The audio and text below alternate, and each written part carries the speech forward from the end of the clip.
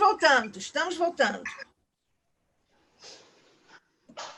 Vamos lá, gente. Dia dos pães ázimos ou pão ázimos, né? Que são as duas maneiras de se falar. Eu até estou falando aqui, porque minha coisa me falou, mas é ázimo ou ázimo, os dois termos que se usam, tá? Só para...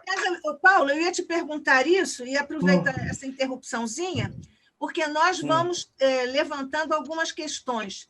É melhor fazer tudo no final? Pode ser. Se quiserem perguntando alguma coisa durante, não tem problema para mim, não. Não perco raciocínio, não. Tá bom.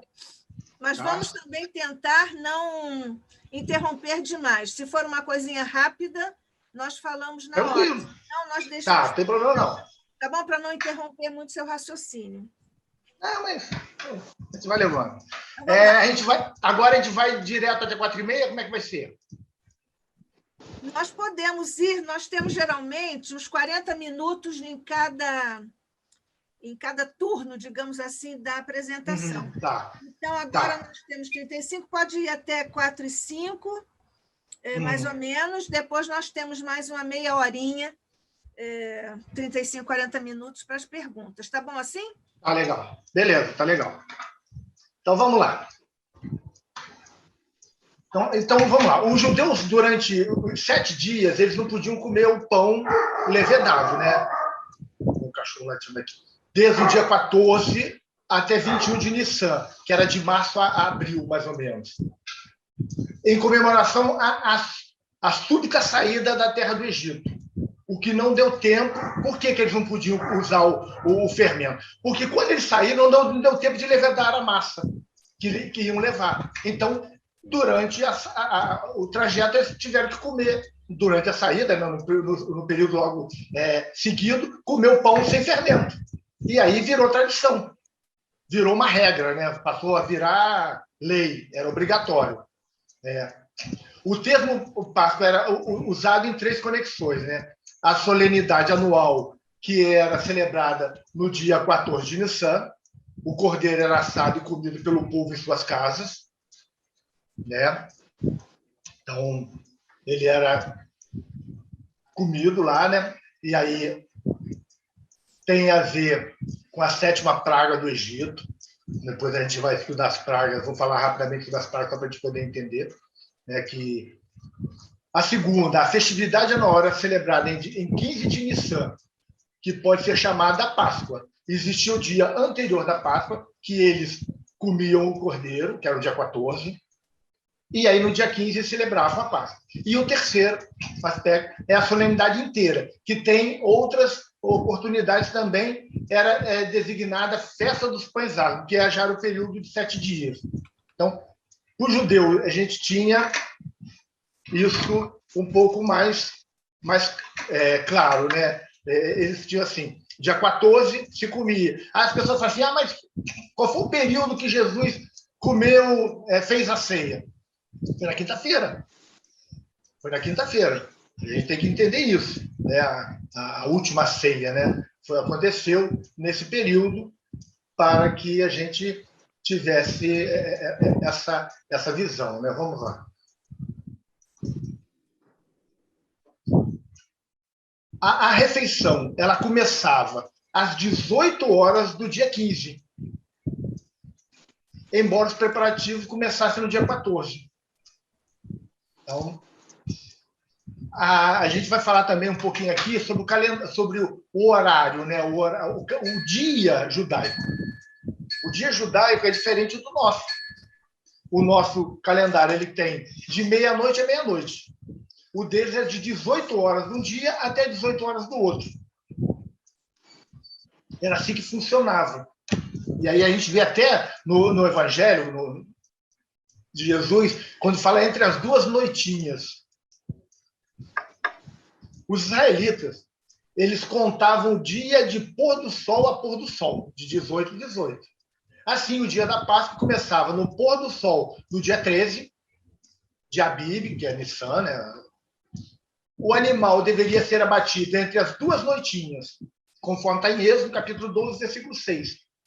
Há diferença de opinião quanto à hora exata em que se refere a essa expressão.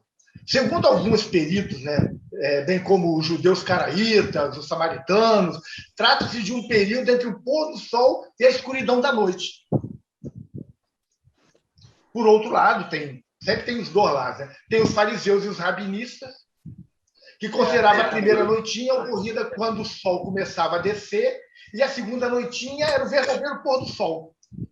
Devido a esse último conceito, os rabinos afirmam que o cordeiro ela está 8 horas por dia, que ela quer me ensinar. Era batido no fim do dia 14, e não no começo. Portanto, a refeição pascual era tomada no dia 15 de Nisan. Paulo, está vendo aqui uma interferência. Alguém está com o microfone aberto? Não sei. Paulo, fecha o microfone de todos nós, por favor. Aonde é que eu fecho? Cristina, onde é que fecha? César, onde fecha? Tipo, esse tema pode ter sido fácil assim, para escrever, mas eu fiquei complicado, mano, de tangenciar o tema, porque tinha uma palavra que era difícil, pode ser interpretada de várias maneiras. Quando clica lá embaixo em participantes, aparece na lateral direita todos os participantes. E embaixo tem multi todo mundo. O host consegue fazer isso. É que eu não sei.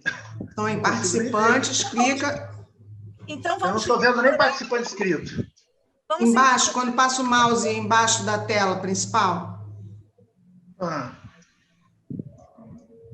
Tem participantes, chat, share screen. Mas eu acho que se pedir para todas as pessoas... Vamos implorar para as pessoas manterem os microfones fechados. Deixa eu ver se eu consigo achar aqui alguma coisa. Mas tem poucos abertos. Pelo que eu estou vendo, tem poucos abertos. Tem 3 ou 4 abertos só. Mas foi um deles que entrou aqui e fez essa interferência. Me parece que é alguém de nome Lopes. Está entrando agora lá. Pô.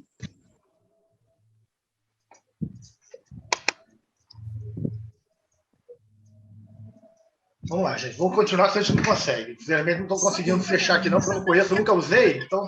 Para não interromper o raciocínio do expositor.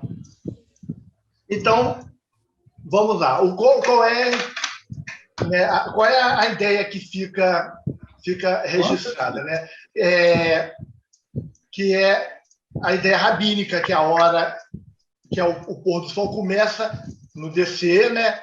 Que é saber de 15 a 17 horas, é a primeira noitinha, e a segunda noitinha seria mais tarde um pouco, né? Até as 18 horas. Então, tem esse termo aí dentro da maneira de enxergar dele. Vou andar aqui, senão eu tenho muita coisa para fazer, senão eu não vou conseguir.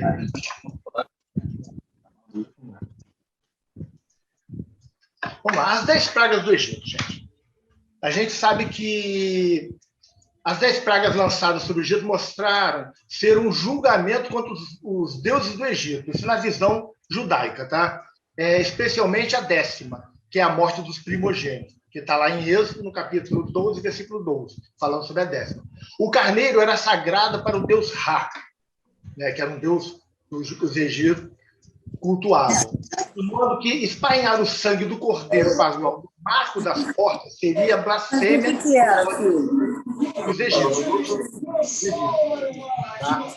Mas eu botei o negócio no Além disso, né, o touro era sagrado e a destruição dos primogênitos dos touros, que aconteceu também, segundo conta o Velho Testamento, seria um golpe no deus Osíris.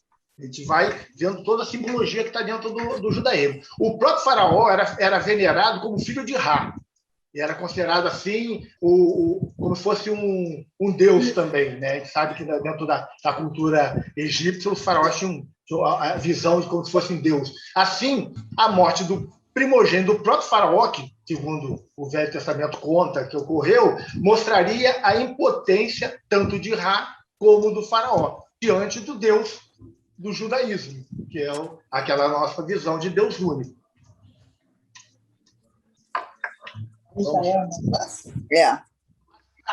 A gente vou falar rapidamente aqui, antes de passar para o registro das Páscoas celebradas. Só, a gente tem a primeira praga, que foi o sangue, que foi o Nilo ficou todo vermelho.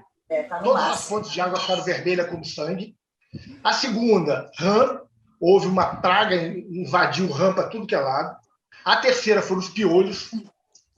A quarta foram as moscas. Isso tudo acabava levando doenças, né? A quinta foi uma peste que pegou os animais, matando os animais. A sexta foram úlceras. As pessoas ficaram com problemas de saúde, surgiam úlceras.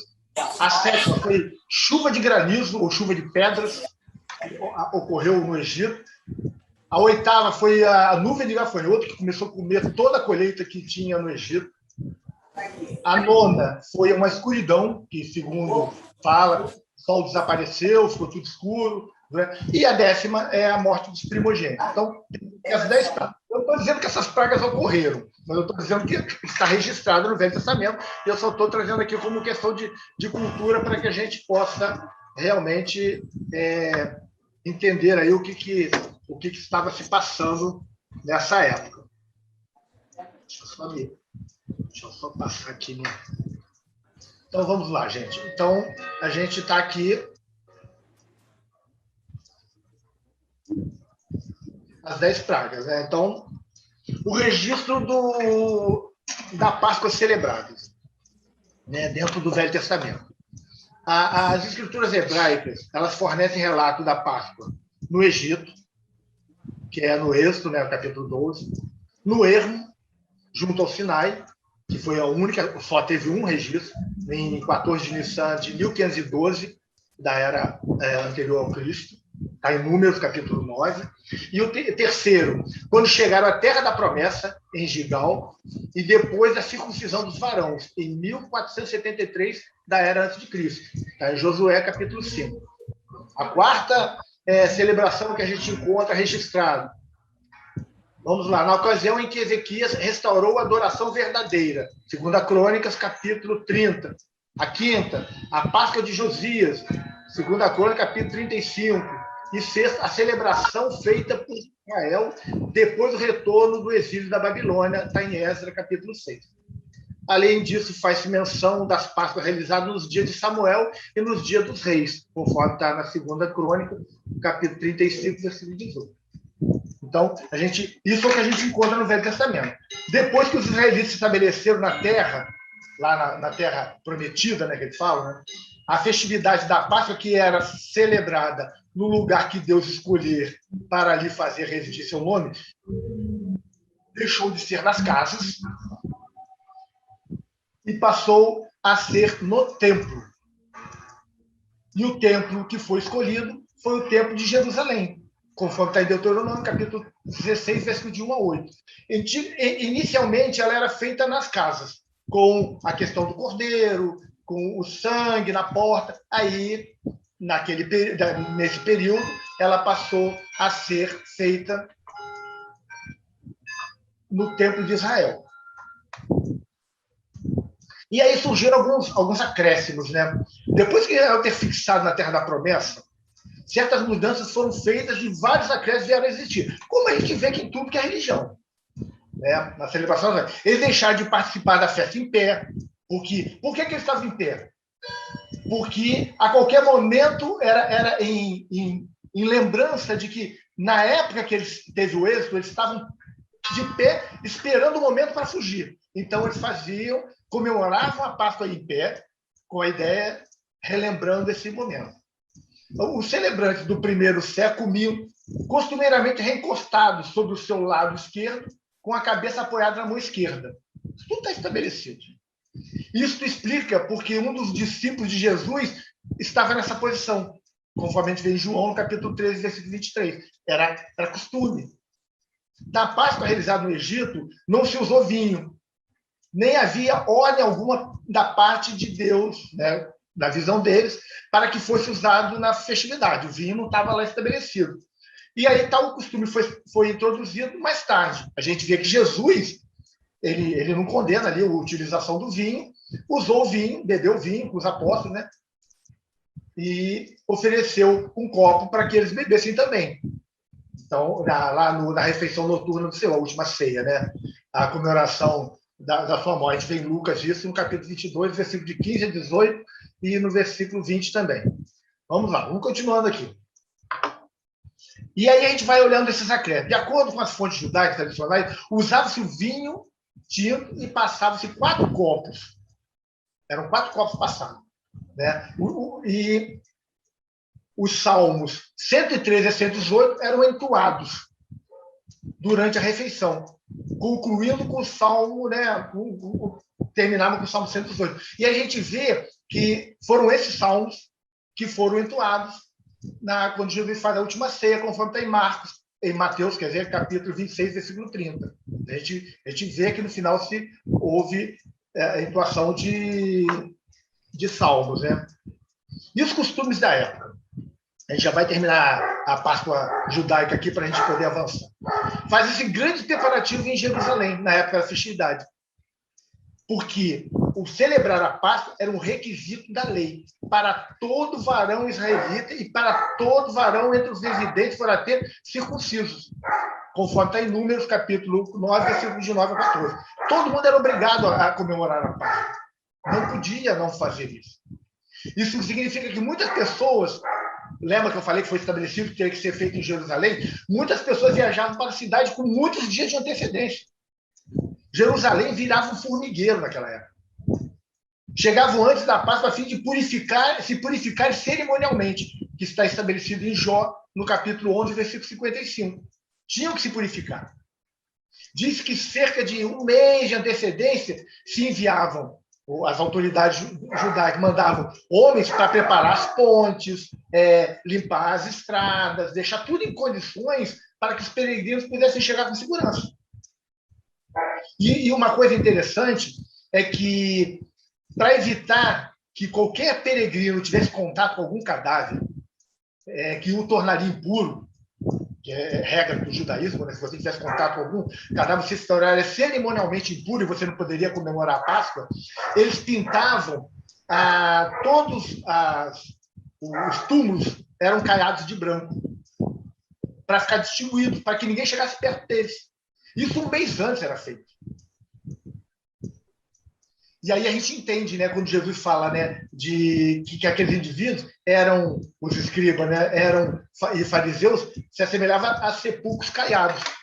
Porque o sepulcro caiado era uma coisa que era marcado, que você não poderia se encostar, porque você perdia a tua condição de pureza. Isso dentro do costume judaico, que era o aviltamento, né? Você, se tivesse contato com um cadáver ou com um gentio. Por isso, os que vinham para Jerusalém celebrar a Páscoa ofereciam acomodações nas casas.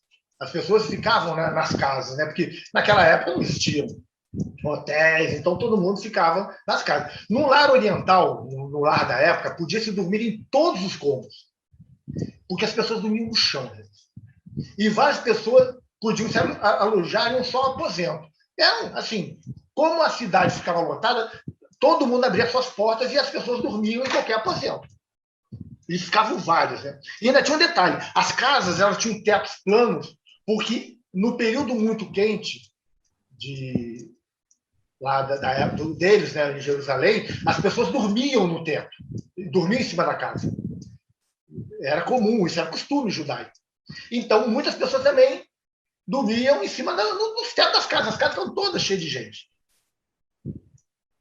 E alguns celebrantes também ficavam fora das cidades, né? Lá em Betfagé e em Betânia, que eram 2 povoados que ficavam na encosta do Monte das Oliveiras, conforme Marcos fala no capítulo 11, versículo 1, e no capítulo 14, versículo 3. Então, eram 2 cidades próximas, e aí dali eles podiam se deslocar facilmente para Jerusalém para comemorarem a Páscoa. Preparação da Páscoa, né? Vamos lá. Deixa eu passar aqui mais um pouquinho.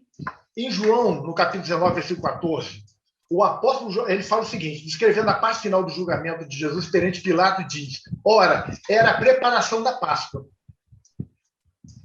Né? Então, a gente imagina que era cerca da 6ª hora do período diurno, entre 11 e 12 horas. Naturalmente, isso ocorreu depois da hora da refeição pascual, que havia sido comida na noite anterior, quando Jesus foi para ser julgado. E a gente encontra, né, a gente vê expressões similares no versículo 31, no 42 também, porque aqui o vocábulo grego, né, paraxkeué é traduzido como preparação. Essa palavra parece similar não ao dia que antecedia 14 de Nissan, mas o dia que precedia o sábado semanal. Às vezes algumas pessoas acham, Jesus ele não comeu a Páscoa no dia 15, sim no dia 14. Só que assim, era considerado crime fazer isso, então Jesus não faria isso. Né? Ele não poderia jamais ter feito isso. Que quando fala no período de preparação, eles estão falando já do sábado, que já era uma outra... Porque, assim, se considerava a Páscoa tudo, é o período inteiro. Então, a gente vai, muitas vezes, vendo isso. Né? E aí tem um significado profético da Páscoa, que a gente vai observando, principalmente já no Novo Testamento, né? Paulo, o apóstolo, né? Paulo de Tarso, ao estar os cristãos a levar uma vida limpa, ele atribui significado que é um significado bem pitoresco, né, da Páscoa, né, que ele diz o que ele diz: pois deveras Cristo, a nossa Páscoa, já tem sido sacrificado. Né? A Páscoa é a passagem da morte para a vida. Então, ele está aqui comparando Cristo, que é a passagem de Jesus para a vida, né? essa prova de Jesus da eternidade da vida, ele está falando aqui. Ele aqui assemelha Cristo ao Cordeiro Pascual, porque tinha a ideia de que o Cordeiro Pascual ele purificava até a próxima Páscoa o indivíduo do pecado original. E aí, na visão cristã da época, com o passar do tempo se estabeleceu que Jesus ele teria sido o Cordeiro, né? A gente vê que o João Batista, ele apontou para Jesus dizendo: eis o Cordeiro de Deus que tira o pecado do mundo. Está em João, no capítulo 1, versículo 29. João estava pensando no Cordeiro Pascual, ou pensando no Cordeiro que Abraão ofereceu em lugar do seu próprio filho.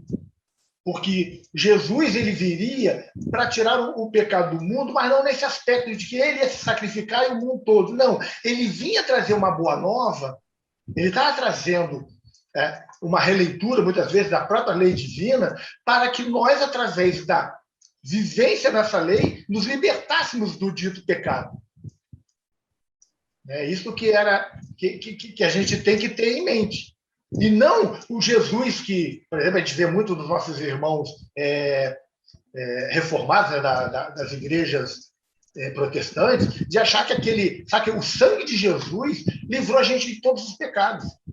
E aí você olha para a humanidade e continua todo mundo errando, todo mundo fazendo besteira, todo mundo, entendeu? Então, a gente vê que não podemos entender isso. Essas colocações de Abraão, de Isaac, que fala sobre oferecer, né, o filho, né? E também a gente lembra do Cordeiro, que todas as noites, toda noitinha, eram oferecidos no altar lá em Jerusalém, para livrar o homem do pecado original. Tudo com esse objetivo.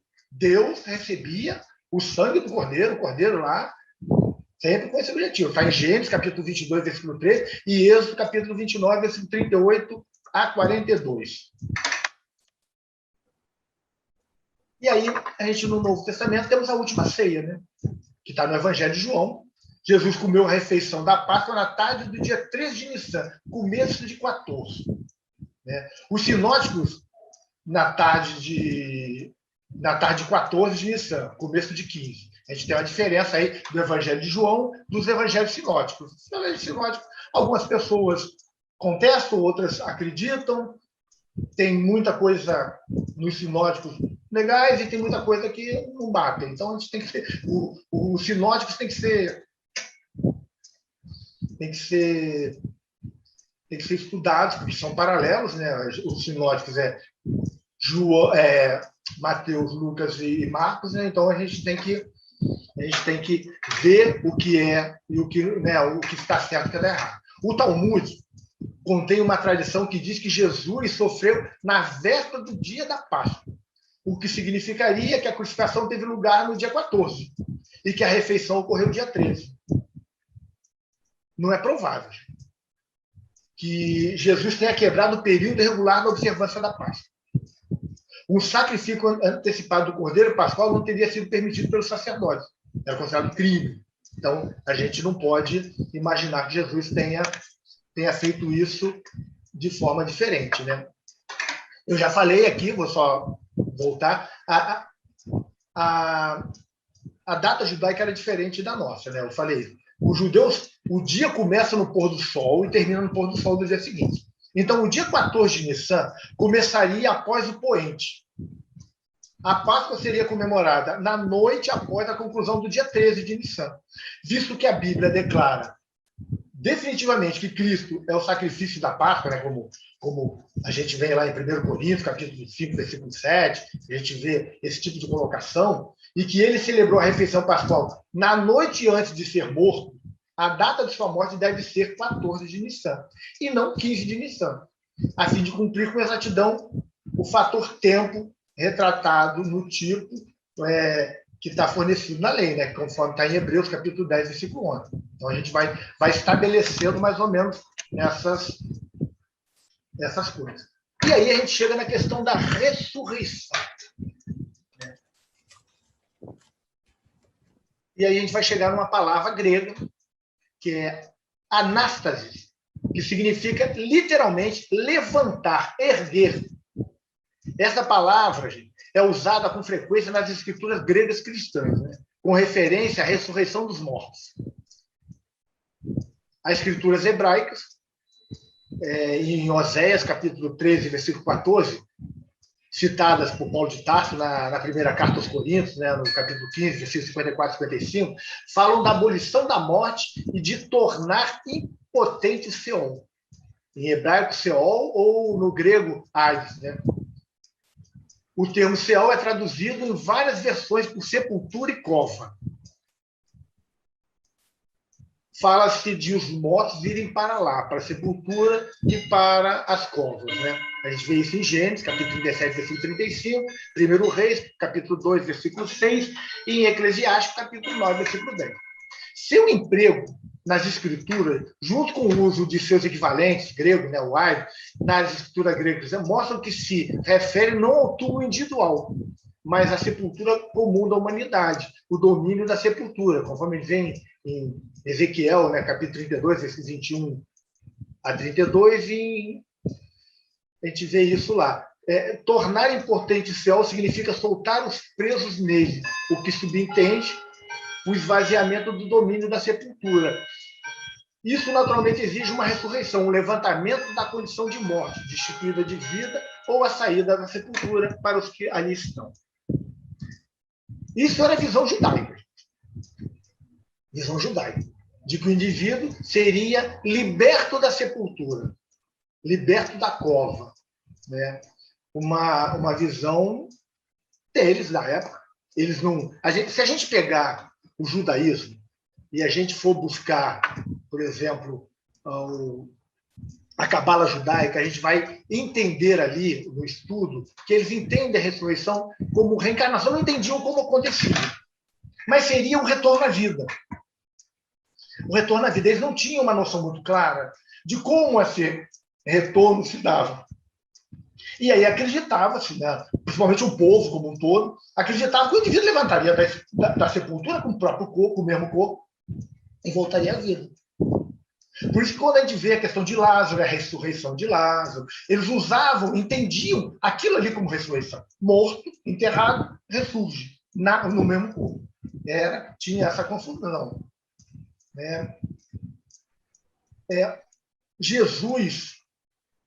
veio lançar luz sobre a vida e a incorrupção por intermédio das boas novas, conforme está na segunda carta de Timóteo, capítulo 1, versículo 10. Porque o que é o corpo incorruptível? A gente está falando aí já no aspecto espiritual e não no aspecto físico. Jesus, o que Jesus diz? Eu sou o caminho, a verdade e a vida. Ninguém vai ao Pai senão por mim. Está lá em João, capítulo 14, versículo 6. A forma exata como se teria a vida eterna é mais do que isso. É a incorrupção para alguns. Foi elucidado por meio das boas novas a respeito de Jesus Cristo, né? Porque Jesus ele veio trazer uma nova visão de tudo. E quando a gente está falando da ressurreição do Cristo, o que Jesus deixa muito claro ali? Que a morte não existe. Porque a morte ela é meramente a física, não a morte do espírito.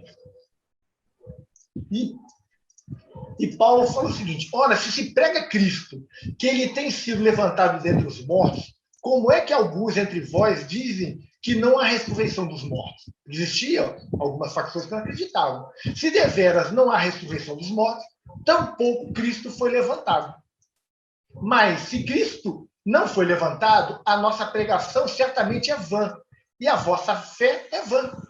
Além disso, somos também achados como falsos testemunhas de Deus, porque temos dado testemunho contra Deus de que ele levantou o Cristo, a quem ele, porém, não levantou. Se realmente é que os mortos não hão de ser levantados. E ele continua: outros sim, se Cristo não foi levantado, a vossa fé é inútil. Ainda estáis em vossos pecados. No entanto, agora, Cristo tem levantado dentre os mortos as primícias dos que adormeceram na morte. Pois, visto que a morte é por intermédio de um homem, também a ressurreição dos mortos é por intermédio de um homem. Primeira carta aos Coríntios, capítulo 15, versículo de 2 a 21. Então, Paulo ali ele já estava questionando essa questão porque alguns não acreditavam que o indivíduo voltava da morte. É claro, não na visão, a visão judaica de voltar no próprio corpo, mas na visão de que a morte não existe. Porque se nós pararmos para pensar, imaginemos Jesus crucificado, deixou o legado do Evangelho, ele deixou todos os discursos, o sermão, tudo que ele fez, as curas, todo aquele trabalho de 3 anos no ministério do Cristo. Se ele não retorna e demonstra para os apóstolos que a morte não existe, o cristianismo teria muita dificuldade de dar prosseguimento. Quando os apóstolos se depararam com Cristo ressurreito, né, viram que Jesus não havia morrido, que a morte realmente não existia, aí eles mudam toda a maneira deles de viver, de agir. A gente vê que muda a conduta toda, porque onde estavam os apóstolos? Todos eles escondidos. Ninguém ficou fora.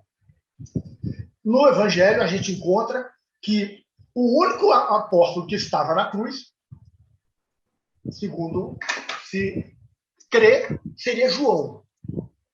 Mas dentro da teologia existe uma linha muito forte daqueles que estudam, porque, assim, no Evangelho, Jesus só fala de uma pessoa que ele chamava de discípulo amado, que era Lázaro. E quando se fala em discípulo amado, João fala do discípulo amado, se a gente olha o Evangelho de João, ele está se referindo a uma outra pessoa. Porque imagina João dizendo, seria muita vaidade dele, muita para falar assim, que ele era o discípulo amado. Então, alguns, claro, existe uma linha muito forte dizendo que o discípulo amado seria Lázaro. Então, se isso for verdade, nem João estaria lá. E ainda tem a questão, né, que Jesus manda que o discípulo amado cuidasse de Maria. E na tradição cristã, quem ficou com Maria foi Lázaro, e não João, que foi exilado para a ilha de Páscoa. Então, a gente observa que tem algumas incoerências. Então, provavelmente, o discípulo amado poderia ter sido Lázaro, sim. E se foi Lázaro, a gente chega à conclusão que nenhum dos apóstolos ficou ali. Todos correram, todos tiveram medo. A gente fala assim, que Pedro negou Jesus. Mas todos negaram, porque todos se esconderam, todos ficaram com medo de ser perguntados se eram apóstolos. Então, lá no fundo, todos negaram. Todos eles deixaram de... Isso, né? Os saduceus era uma seita que, por exemplo, não acreditava na ressurreição. Que os escritos de Moisés na escritura hebraica, os quais ele podia, nos quais afirmavam crer provavelmente que existe ressurreição. Lá nos escritos de Moisés, fala. Jesus, o que Jesus fala? Quando Deus afirmou ser o Deus de Abraão, o Deus de Isaac e o Deus de Jacó, que na realidade estavam mortos, né? E ele considerava tais homens como se estivessem vivos, por causa da ressurreição que ele, o Deus não de mortos, mas de vivos, visava conceder. A gente vê isso em Mateus, capítulo 22, versículo 23, versículo 31 a 33, e em Romanos, capítulo 4, versículo 17. Jesus fala que Deus não é Deus dos mortos, mas Deus dos vivos. E aí, é Jesus falando que a vida continua, que ninguém morre. Porque quando ele fala que Deus de Abraão, de Isaac e de Jacó, que estava falando dos vivos, que era o Deus dos vivos, porque os três estavam vivos. E aí a gente vai chegando à conclusão de que eles permaneciam vivos.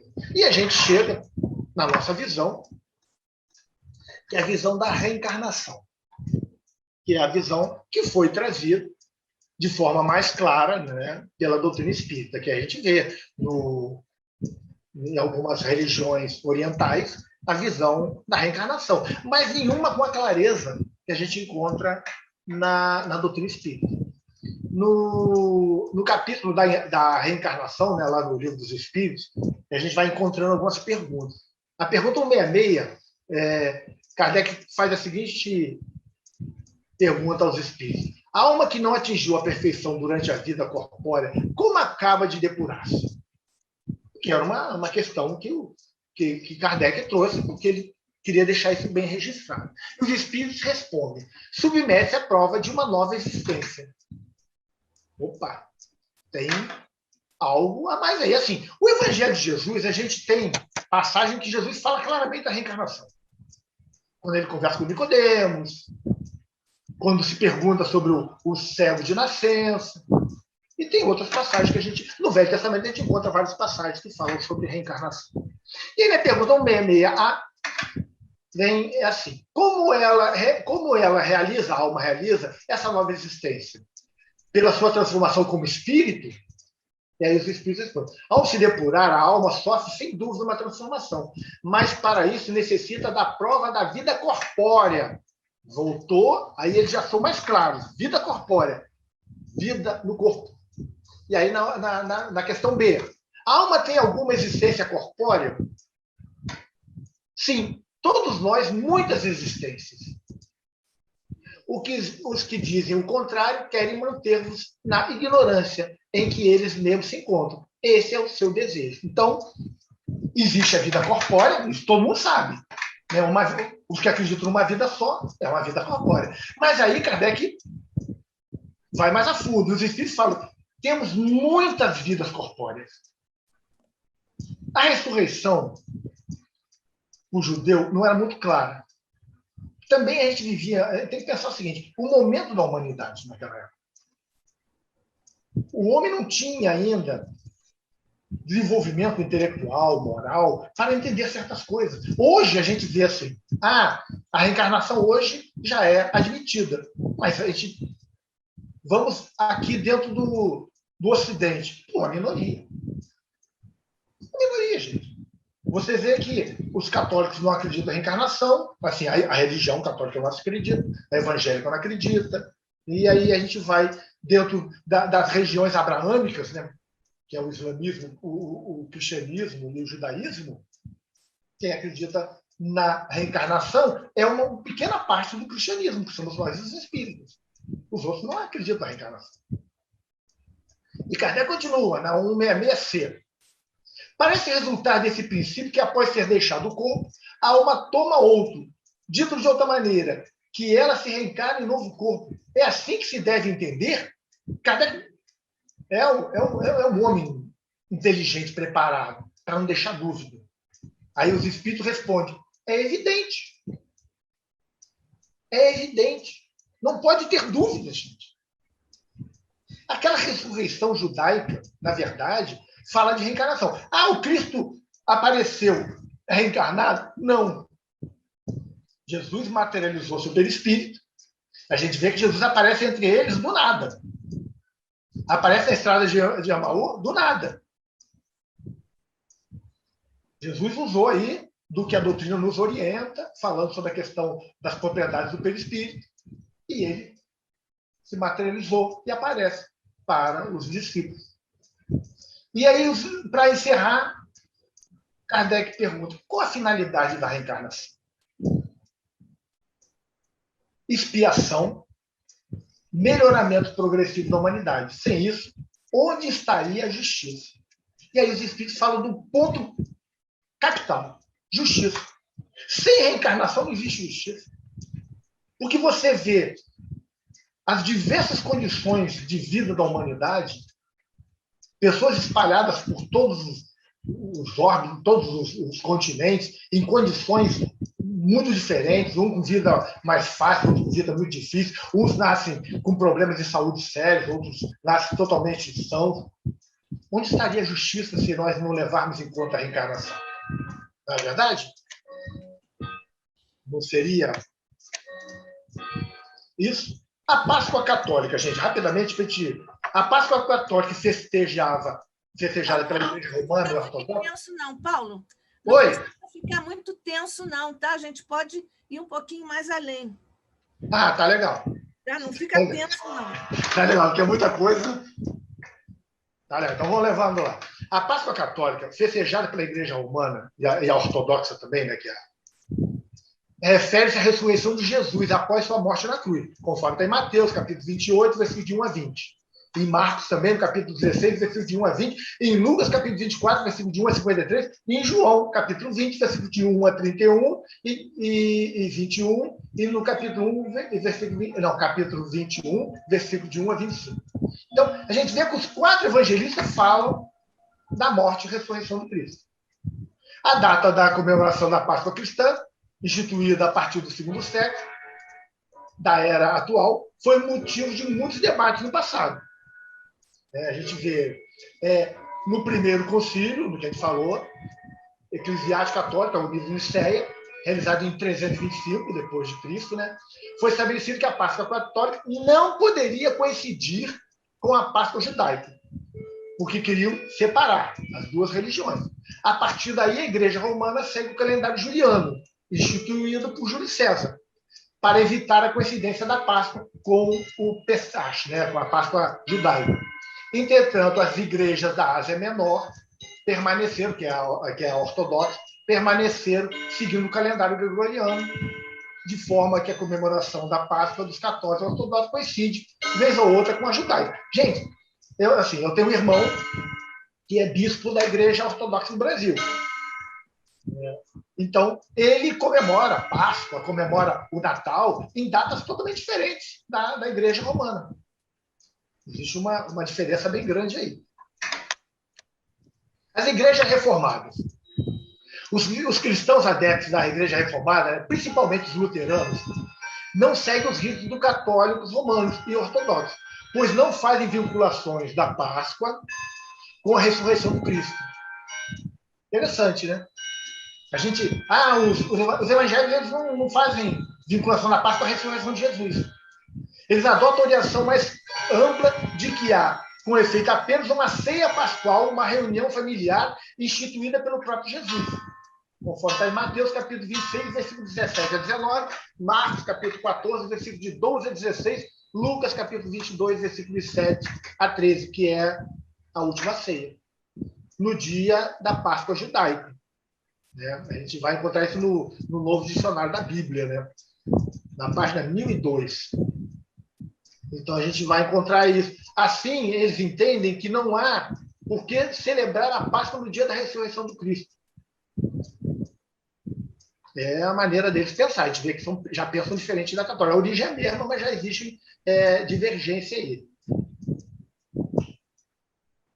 Eles também, ele se fundamenta bem nas orientações do apóstolo Paulo, né, que é na primeira carta aos Coríntios, capítulo 5, versículo 7. Defendem a ideia de ser o Cristo ele mesmo a própria Páscoa, baseado nessa passagem, eu li ela até toda antes um pouco. Então, associando esse pensamento importante com outros ensinamentos de Paulo de Tarso, primeira carta aos Coríntios, capítulo 5, versículo 8, e aí eles vão, né? O cristão deve lançar fora o velho fermento da maldade e da malícia e colocar no lugar dele os asmos da sinceridade e da verdade. Então, é essa visão que eles trazem. Eles têm uma visão já diferente. Eles não levam em conta a ressurreição do Cristo. Porque o renascer, né? O voltar à vida, o novo começo, né? Eles não estão interessados nisso. Eles têm uma outra visão. E a gente vê que a Igreja Reformada, a origem é a mesma da Igreja Católica, né? Só que em determinado momento se mudou a maneira de pensar. E a gente, dentro da Igreja Reformada, a gente tem um mundo de interpretações. Quando a gente vai estudar teologicamente a visão do cristianismo, dentro da Igreja Reformada a gente tem vários caminhos. Tem as luteranas, tem a batista, tem os pentecostais, os neopentecostais, os novos, cada um com a visão. Eles vão criando visões a seu bel prazer. Então, o cristianismo está muito distorcido, gente. E aí, na Páscoa, temos as festividades politeístas.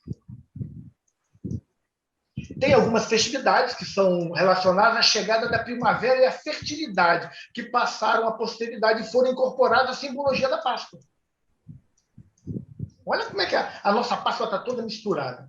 Por exemplo, havia, e ainda há, né, entre países da Europa e da Ásia Menor, o hábito de pintar ovos cozidos com cores diferentes e decorá-los com figuras abstratas, substituídos hoje por ovos de chocolate, que é muito mais gostoso. Mas surgiu aí a ideia do ovo de Páscoa. A figura do coelho da Páscoa, tão comum no Ocidente, tem origem no culto à deusa nórdica da fertilidade Gefjun, que é representada por uma lebre, não um coelho, uma lebre. As sacerdotisas dessa deusa eram capazes de prever o futuro observando as vísceras do animal sacrificado. Então, a Páscoa simbolizava a fertilidade, e aí a fertilidade em todos os aspectos, tanto dos animais, das colheitas. A gente vai observando que isso foi introduzido. Pegou uma visão politeísta, uma visão desses cultos da Páscoa, uma simbologia, né, do ovo cozido, pintado, da questão da fertilidade, que está ligado à lebre, né? E a lebre se adaptou ao coelho e se criou isso nos dias atuais. E a gente foi incorporando coisas que não têm nada a ver com a doutrina espírita. O próprio nascimento de Jesus. Se a gente for analisar o nascimento de Jesus, dia 25 de dezembro é o dia do Deus Sol. Era um deus cultuado pelos romanos, por exemplo.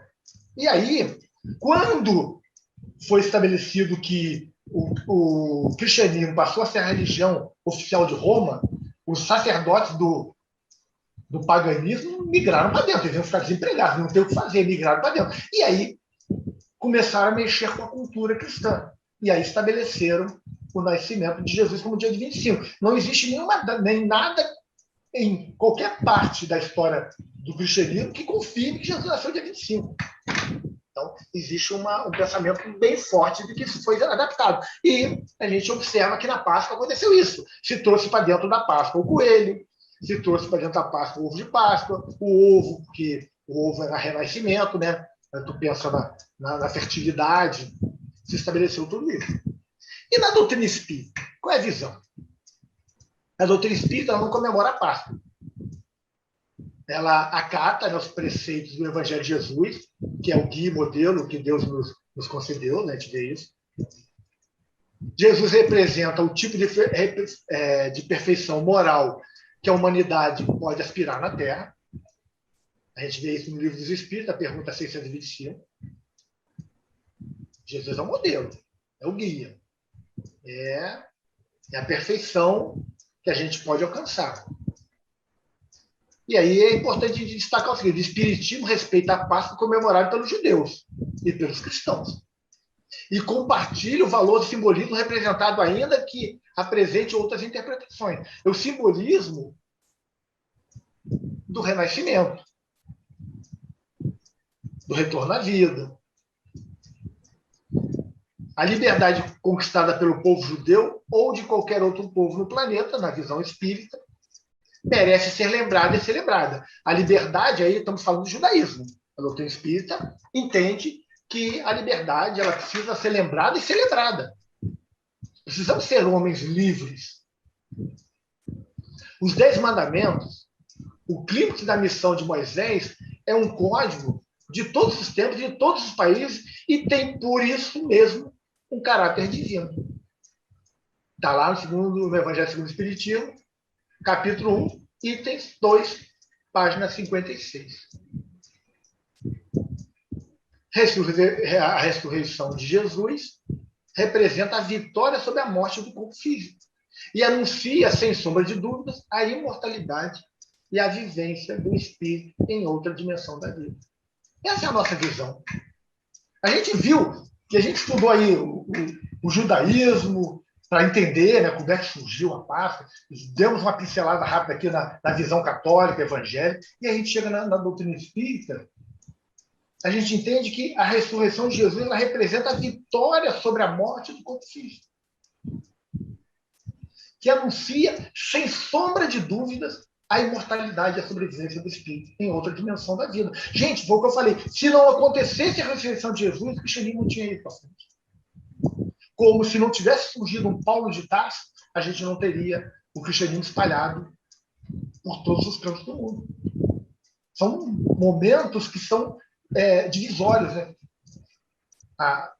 O surgimento do Cristo teve um impacto na humanidade, a ressurreição do Cristo, que a gente está colhendo os frutos até hoje. E o surgimento de Paulo de Tarso, quando Jesus acolhe Paulo de Tarso na estrada de Damasco, também, porque ele sabia que os apóstolos estavam prontos para sair ao mundo. E Paulo, sim. Paulo estava pronto. E Paulo vai e segue direto, né?